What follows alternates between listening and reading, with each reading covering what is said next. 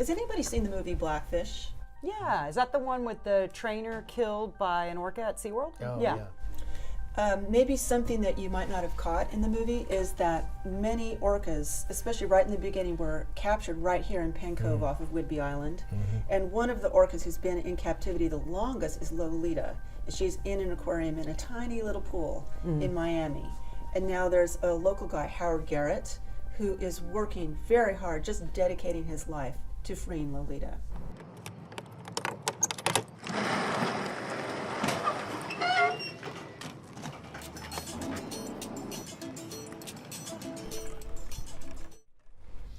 Is it likely that Lolita will ever go free?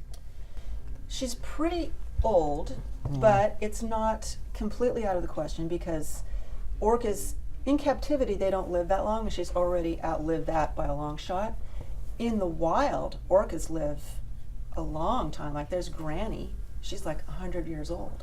So yes, it's possible, and I think with Blackfish, it raises the feeling of people wanting to free Lolita. So I think it's possible.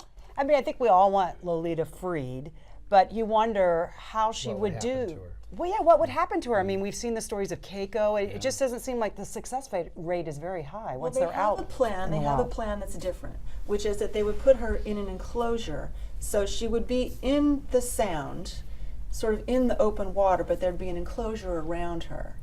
And it's a place where her family members will come by. And if they remember her and she remembers them, they'll call to each other. And the feeling among Howard Garrett and other people is that if they build a good relationship, then they could free her from there, from that enclosure. Wow. Okay, guys, I have a whale story tonight, too. There's this place up on San Juan Island called Lime Kiln Park.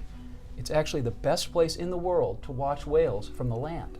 I've been there, and the whales actually come in close. Yeah, it's to the amazing. shore. You don't need to pay to go out on a boat. You don't have a tour guide telling you. You stand there long enough and you see the orcas breaching and stuff. Yeah, so it's on Harrow Strait, which is between the U.S. and Canada. It's a really busy shipping lane. All these huge ships coming in, making all this noise. And there's worries that that is somehow harming the orcas. There's a guy up there who's trying to figure out if that's really the story. His name is Val Veers. We like to call him the whale listener.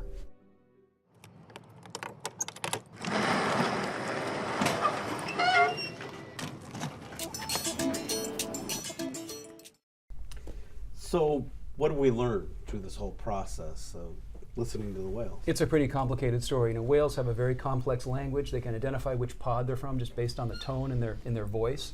And so there's just lots more research that has to happen to figure out if they're really being affected by all these sounds. It makes sense to me. I mean, I don't know.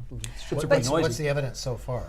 Well, they've recorded all these different sounds of ships and submarines and all this stuff that's going on out there in the channel, and they're trying to figure out if that somehow relates to whether the whales are spending more time in that area than they used to, or if it's affecting the long-term patterns. Because whales, they live to be 60, 70, 80 years old, and so it can have a big effect over the lifetime of a whale. I wonder how complicated it would be, because now you're talking about not only the United States, but Canada, this busy shipping channel, so it's not just so easy to have laws passed here, And right? the military is involved too, because they do all this testing of these different missiles and things, or torpedoes up in that area. So yeah, it's very complicated, all sorts of different jurisdictions involved. And bottom line, it's again, humans are standing up to do something about another species. It's pretty amazing. But the military seems like maybe that's someplace where there could be a difference, because isn't it the sonar testing that they do that's so hard on the whales? Like apparently their eardrums can explode or something because they're so sensitive. Yeah, well, different experts will tell you, different sides of that story. But yeah, that's a big element, certainly. I mean, we need shipping, but we don't absolutely have to have sonar testing, do we? Good question. What is the kookiest sport that you've ever heard of? I think curling is weird. I agree. Curling. Well, a lot of sports come about as hybrids. There's frolf, which combines frisbee and golf, and then there's of course indoor soccer, which is hockey and soccer. But the most unusual and original sport that I've ever heard of originated right here in the 206. It's bike polo.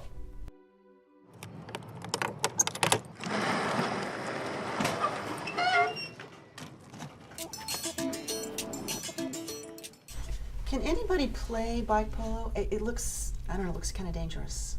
Actually, as you saw in the piece, if you ride a bike. You can play bike polo because the community really accepts newbies. So there are nights that you can go up to Cal Anderson Park, and there's newbie night. So they're not going to mow you down. You learn the basics.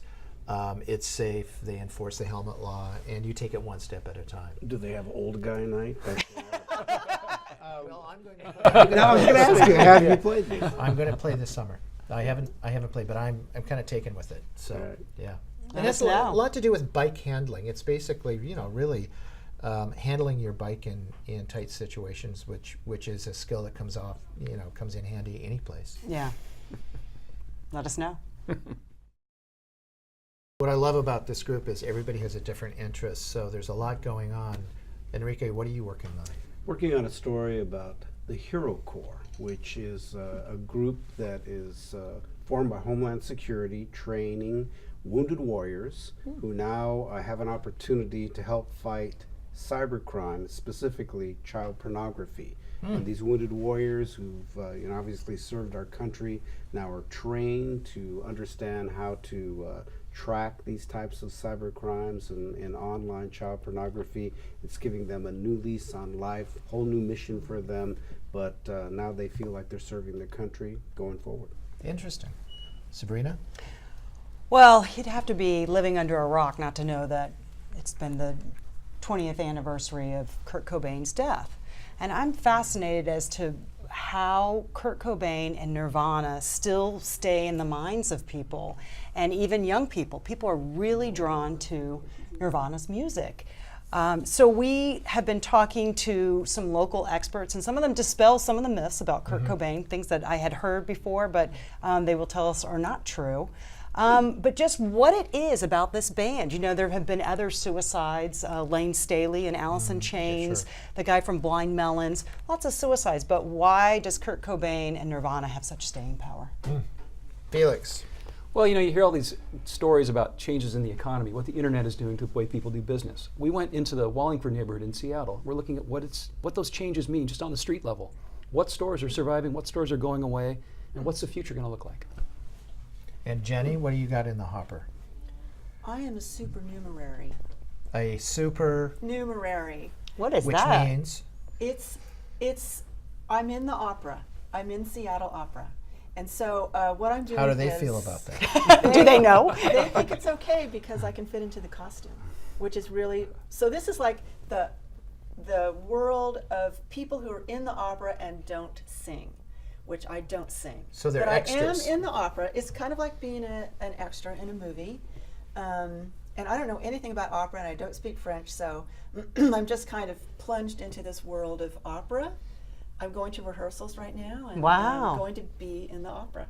Supernumerary.